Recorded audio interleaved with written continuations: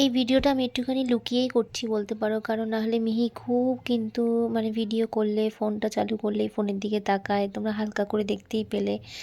তারপরে ধরো আমি এখন যে কথা বলছি ও কিন্তু চুপ করে গেল, ও কিন্তু একার মনে কিন্তু খেলা করছে, কিন্তু দেখো আবার এদিকে তাকাচ্ছে, কীরকম মিচকে হয়েছে দেখেছো তোমরা একবার?